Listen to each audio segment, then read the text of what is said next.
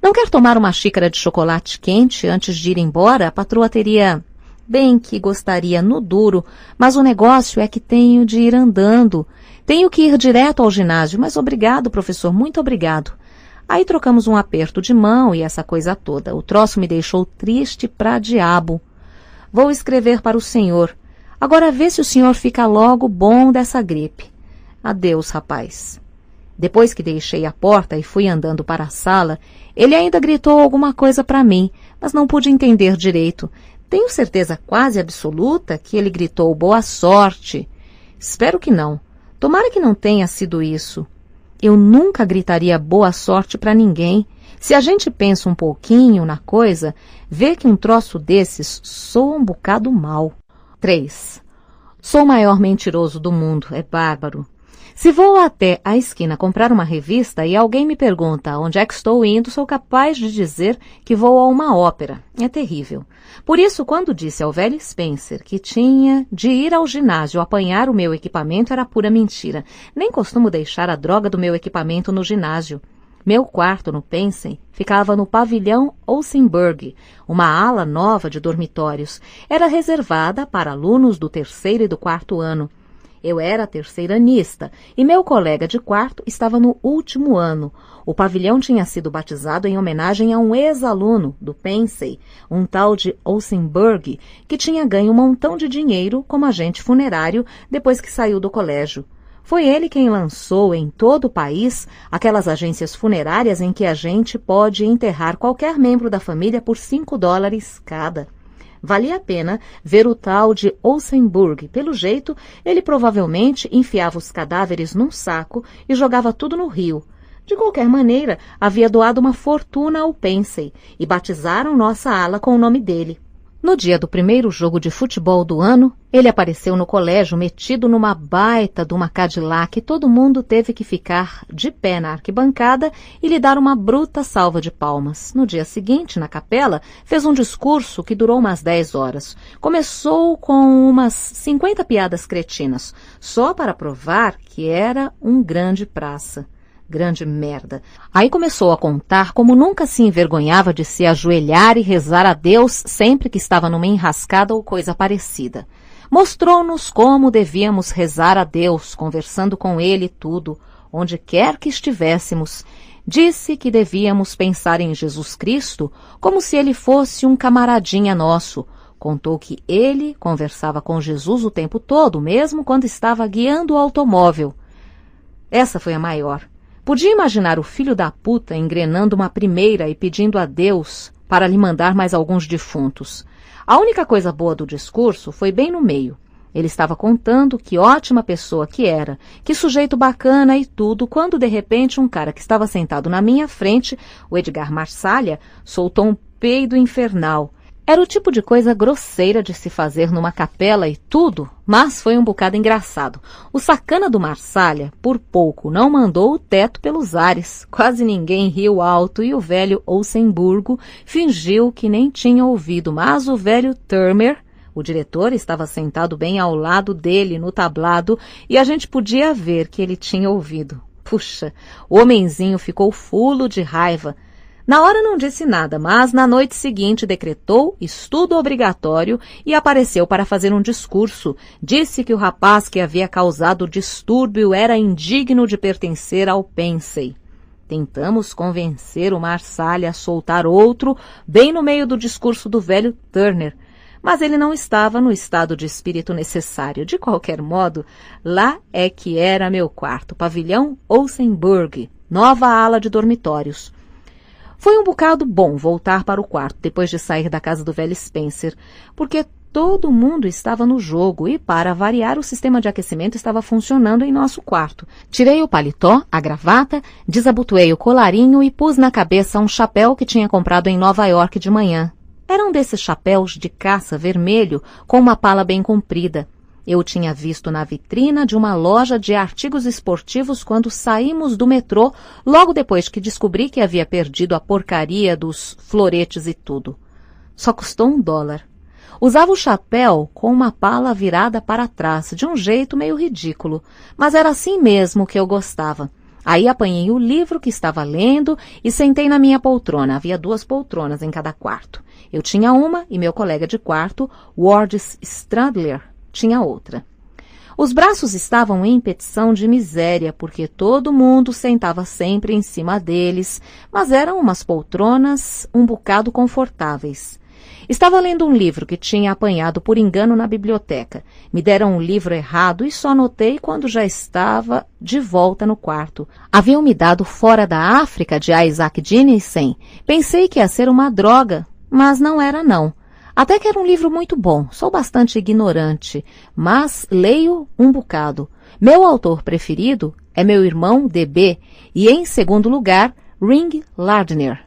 Meu irmão me deu um livro do Ring Lardner no meu aniversário antes de eu ir para o Pensey. Tinha uma porção de peças malucas, engraçadas para burro, e um conto sobre um guarda de trânsito que se apaixona por uma garota muito bonita que dirigia sempre em excesso de velocidade. Só que o guarda era casado e por isso não podia casar com ela nem nada. Aí a garota acaba morrendo porque dirigia sempre em excesso de velocidade. Achei essa história infernal. O que eu gosto mesmo é de um livro que seja engraçado, pelo menos de vez em quando. Li uma porção de livros clássicos, como A Volta do Nativo e tudo, e gostei deles. Li também vários livros de guerra e de mistério, mas nenhum desses me deixou maluco. Bom mesmo é o livro que, quando a gente acaba de ler, fica querendo ser um grande amigo do autor para se poder telefonar para ele toda vez que der vontade. Mas isso é raro de acontecer. Eu até que gostaria de telefonar para esse tal de Ring Lardner, só que o DB me disse que ele já morreu. Mas, por exemplo, esse livro de Somerset Maugham, A Servidão Humana, que li no verão passado, é um livro bom para chuchu e tudo, mas não me dá vontade de telefonar para o Somerset Maugham. Sei lá, não é o tipo de sujeito que a gente tenha vontade de telefonar para ele. Essa é que é a grande verdade. Preferiria telefonar para Thomas Hardy. Gosto muito da tal de Eustácia Vai. Seja como for, pus meu chapéu novo na cabeça, sentei e comecei a ler o tal do Fora da África. Não tinha lido nem umas 3 páginas quando ouvi alguém atravessando as cortinas do chuveiro. Mesmo sem olhar, já sabia quem era. Era o Robert Alclay, que morava no quarto ao lado do meu. Na nossa ala havia um chuveiro entre cada 2 quartos e o tal do Alclay encanava em mim umas 85 vezes por dia. Era provavelmente o único cara de todo o dormitório, além de mim, que não estava vendo o jogo. Ele quase nunca ia a lugar nenhum. Era um sujeito um bocado esquisito. Já estava no último ano, tinha feito o curso inteiro lá mesmo, no Pensey, mas todo mundo só chamava ele de Alclay. Nem mesmo o Herb Gale, seu companheiro de quarto, chamava ele de Bob, ou pelo menos Aki. Se é que algum dia ele vai se casar, aposto que a mulher dele também vai chamá-lo de Alclay. Era um desses camaradas altos pra burro, de ombros largos. Devia ter 1,87 m, com uns dentes podres. O tempo todo que morou no quarto ao lado do meu, não o vi escovar os dentes nem uma única vez. Os dentes dele estavam sempre meio esverdeados, parecia até que já tinham criado musgo, e dava nojo vê-lo no refeitório com a boca cheia de purê de batatas, ervilha ou coisa que o valha. Além disso, tinha um bocado de espinhas. Não era só na testa ou no queixo, como a maioria dos sujeitos, mas pela cara toda. E não era só isso, tinha um gênio dos diabos, o tipo do indivíduo desagradável. Confesso que não ia lá muito com as fuças dele. Podia sentir que ele estava em pé, na borda do chuveiro, bem atrás da minha poltrona, dando uma olhada para ver se o Stradlater andava por perto. A Clay não topava o Stradlater e nunca entrava no quarto com ele por lá. No duro mesmo, acho que o safado não topava era ninguém. Desceu da borda do chuveiro e entrou no quarto. Oba, disse. Ele sempre dizia isso, como se estivesse terrivelmente chateado ou terrivelmente cansado. Não queria que os outros pensassem que ele estava fazendo uma visita ou coisa parecida. Queria que a gente imaginasse que ele tinha entrado por engano. Oba, respondi, mas nem levantei a cabeça do livro. Com um sujeito como Alclay, a gente estava perdido se levantasse a cabeça do livro. Estaria perdido de qualquer jeito, mas não tão depressa como se houvesse logo olhado para ele. Começou a zanzar pelo quarto devagarinho e tudo, como sempre fazia, mexendo nos objetos pessoais da gente que estivessem por cima das escrivaninhas ou das mesas. Estava sempre apanhando um objeto pessoal de alguém para dar uma olhada. Puxa, tinha horas que botava a gente nervoso. Como é que foi a competição de esgrima? Perguntou. Mas era só para me obrigar a parar de ler e deixar de me divertir. Ganhamos? Ou como é que foi? Ninguém ganhou, respondi, mas sem olhar para ele. O quê?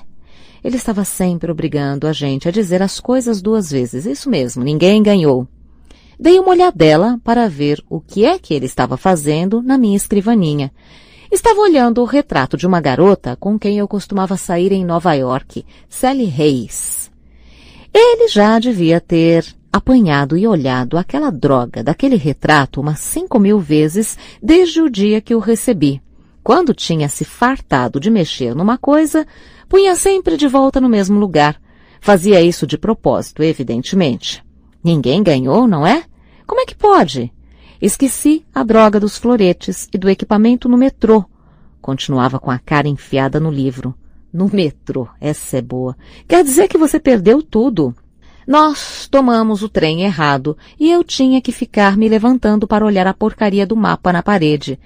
Chegou para perto de onde eu estava e se postou bem em frente da luz. Aí eu disse, puxa, já li essa mesma frase umas 20 vezes desde que você chegou. Qualquer um teria entendido a indireta, menos Ackley, menos ele.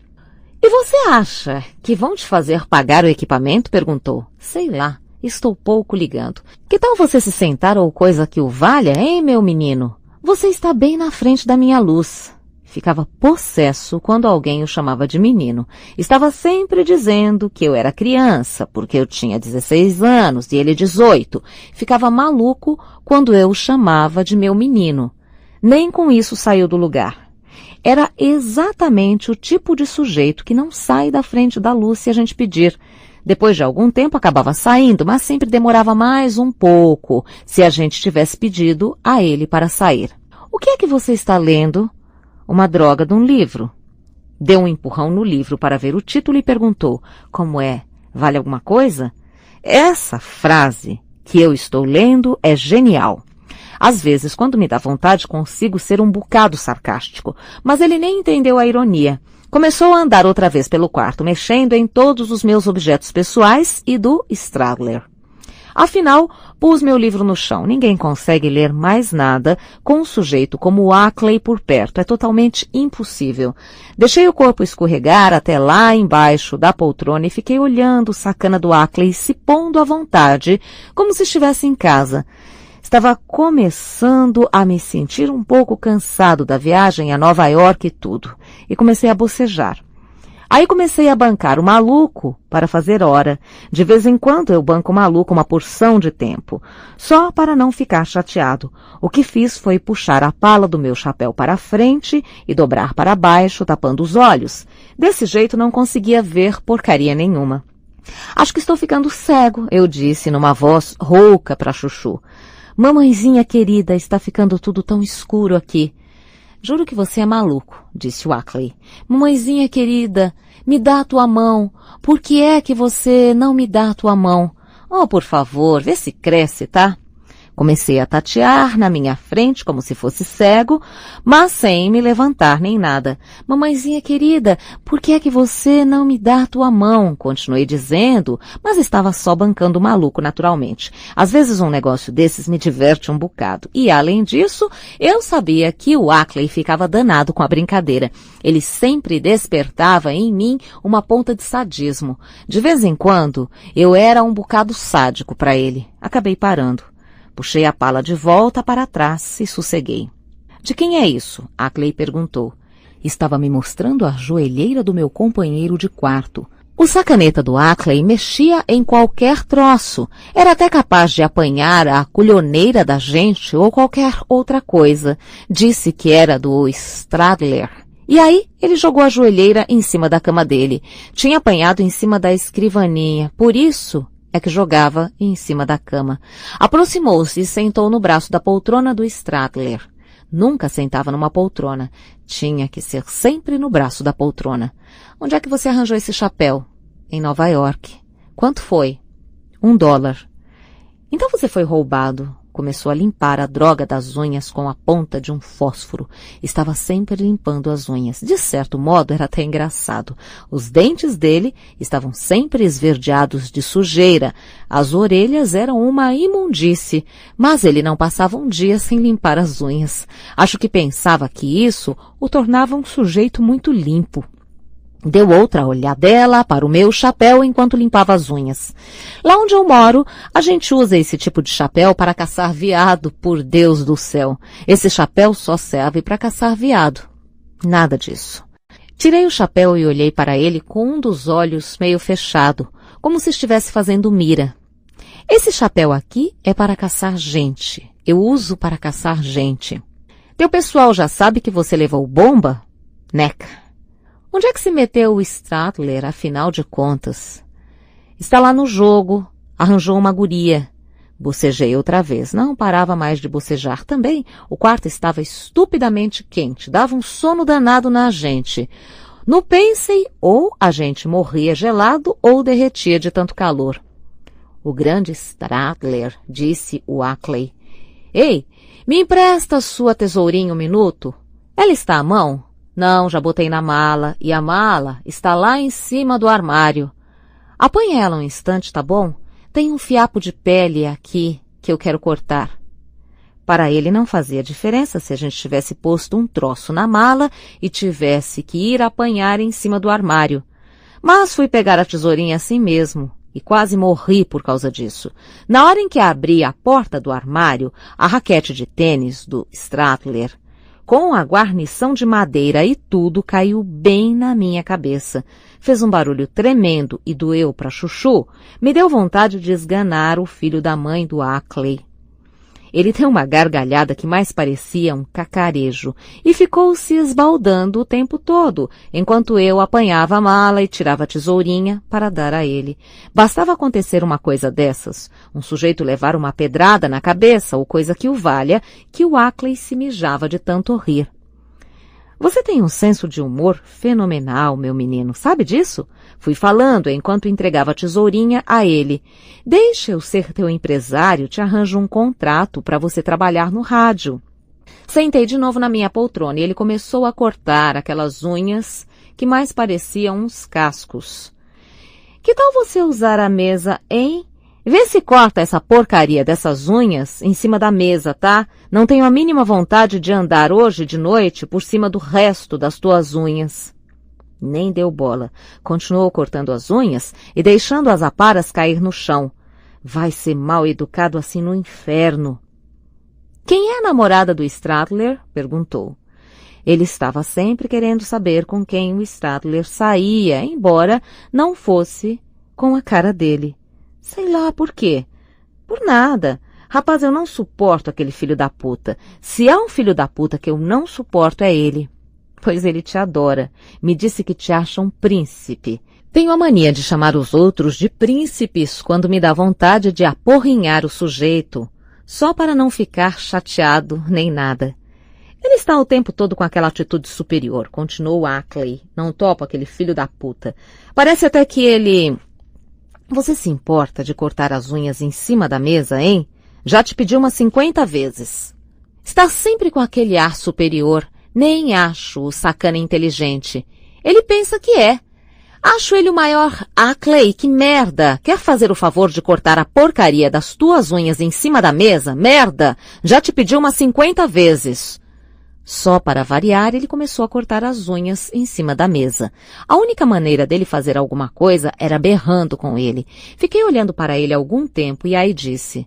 Você tá danado com o Stradler porque ele falou aquele negócio que você devia escovar os dentes de vez em quando. Ele não queria te ofender quando disse aquilo. Ele bem que podia ter falado de outro jeito e tudo, mas não estava querendo te ofender. O que ele queria dizer é que você ficaria com uma aparência melhor e se sentiria melhor se desse uma escovada nos dentes de vez em quando. Eu escovo os dentes. Não me vem com essa. Escova nada. Tenho reparado e sei que você não escova. Não disse isso de maneira a magoá-lo, até que senti a pena dele de certo modo. Claro que não é agradável alguém dizer a gente que se deve escovar os dentes.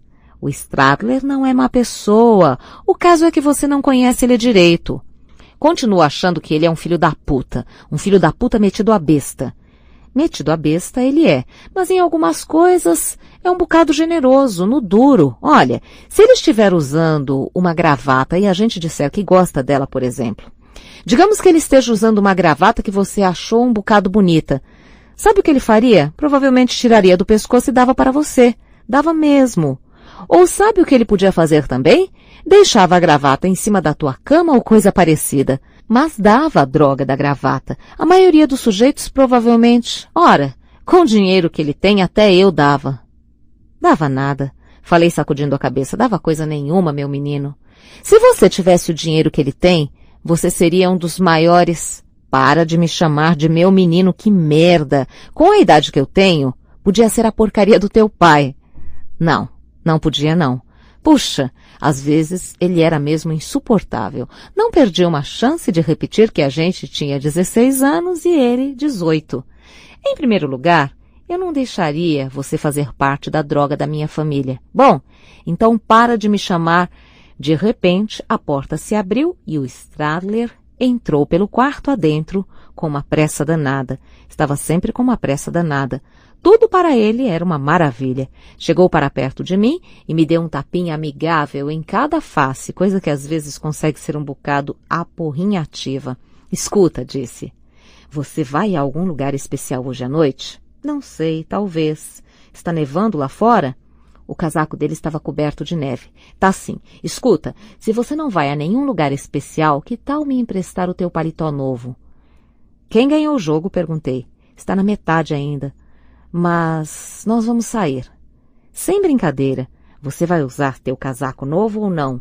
Meu paletó de flanela cinza está todo borrado. Não vou usar, não. Mas você vai alargar o casaco todo com a droga dos teus ombros. Nós éramos praticamente da mesma altura, mas ele pesava umas 2 vezes mais do que eu e tinha uns ombros larguíssimos. Não alargo, não. Correu para o armário e disse, como vai, Ackley? Ele era, pelo menos, um sujeito um bocado simpático. Quase sempre era uma simpatia meio fingida, mas pelo menos ele cumprimentava o Ackley e tudo. Ackley, em resposta, deu uma espécie de grunhido. Responder ele não respondia, mas também não tinha coragem para deixar de, pelo menos, soltar um grunhido. Para mim, ele disse, acho que vou indo. Te vejo mais tarde. Tá bem, respondi. Ackley nunca deixava saudade quando tratava de voltar para o quarto dele. Stradler começou a tirar o paletó, a gravata e tudo. Acho que é melhor eu fazer uma barba rápida, disse. Ele tinha uma barba um bocado cerrada. Onde é que você deixou tua namorada? Está me esperando no anexo. Saiu do quarto levando o aparelho de barbear e uma toalha embaixo do braço, sem camisa nem nada. Andava sempre nu da cintura para cima, porque achava que tinha um físico fabuloso. E tinha mesmo. Isso eu não posso negar. 4. Não tinha nada de especial para fazer. Por isso, acompanhei o Stradler até o banheiro, para bater papo enquanto ele fazia barba. Éramos as únicas pessoas no banheiro, porque todo mundo ainda estava no jogo. Estava quente como o diabo, as janelas todas embaciadas. Havia umas 10 pias encostadas na parede. Stradler ocupava a do centro. Sentei numa, ao lado dele, e comecei a abrir e fechar a torneira de água fria. Um hábito nervoso que eu tenho. Stradler assoviava a canção da Índia enquanto fazia barba. Tinha um desses assovios agudos para chuchu que praticamente não estão nunca afinados e escolhia sempre uma dessas músicas difíceis até para um bom assobiador, como a canção da Índia ou o assassinato na 10ª Avenida. Era realmente capaz de esculhambar qualquer música. Há pouco eu disse que o Ackley era um porcalhão nos seus hábitos pessoais. Pois bem, o Stradler também era, embora de modo diferente. Stradler era mais um desleixado secreto. Estava sempre com uma aparência de limpeza, mas se a gente fosse ver o aparelho de barbear que ele usava, estava sempre enferrujado para diabo, cheio de sabão e fiapos de barba, uma imundície. Ele nunca limpava aquilo. Quando acabava de se aprontar, ele parecia sempre muito asseado. Mas, para quem o conhecia como eu, era mesmo um porcalhão secreto. E a única razão por que se empiriquitava todo era porque estava perdidamente apaixonado por si próprio. Pensava que era o sujeito mais bonito do hemisfério ocidental. De fato, era bonitão. Isso eu admito. Mas era mais o tipo de sujeito bonito que, se os pais da gente vissem o retrato dele no álbum do colégio, perguntariam logo: quem é esse rapaz? Em outras palavras, ele era mais o bonitão, tipo álbum de colégio. Eu conheci uma porção de sujeitos no Spencer mais bonitos que o Stradler, mas eles não ficariam bonitos no álbum do colégio. Ia parecer que eles tinham nariz grande ou orelhas de abano.